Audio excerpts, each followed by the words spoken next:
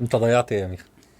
والله من كترهم مش هعرف يعني الحمد لله احنا بنضيع بس. واضح انه أحلام. اختيار موفق لضيف الحلقه. في احلام مشتركه كده كل الناس ضيعتها. اوكي. وانت عارف من وانت صغير احلام الطفوله بتكون كبيره قوي، لما تكبر الاحلام بتصغر.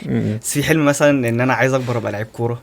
ده انت كنت بتلعب كوره اصلا ولا كان حلم وانا بس؟ صغير، لا عارف اللي هو انت جبت جون في حصه الالعاب بتاعه المدرسه اوكي. بظهرك حتى مش قاصد، فقلت طب والله يجي مني، وتبدا تركز في الموضوع ده وعايز العب كوره وبتاع. تروح اختبارات بقى نادي انبي ولا حرس الحدود ولا بتاع، وبتترفض من اول 5 دقايق اول اكزيستنشال كرايسيس في حياتك وانت ايوه بس مش فرصه ضايعه قوي لان انت ما كانش في فرصه اصلا يعني. لا بس في يعني انا اعرف ناس كتير بقى بتحترف الموضوع، والناس اللي حواليه بيشوفوا فيه لعيب يعني، ويكمل ويتمرن ويروح ويجي، وفي الاخر برضه بيخش تجاره عادي وبيرمي الموضوع مع انه استثمر في نفسه كتير قوي. فهو يعني انت بتحاول تقول ان هو ان انت تخش تجاره ده فشل في حد ذاته بالنسبه للحلم. وانا خريج تجاره عموما، مع الاعتذار ففاهمك مع الاعتذار لاي حد قوي في تجاره انجلش وفرنش وانتساب وكل بتوع التجاره يعني.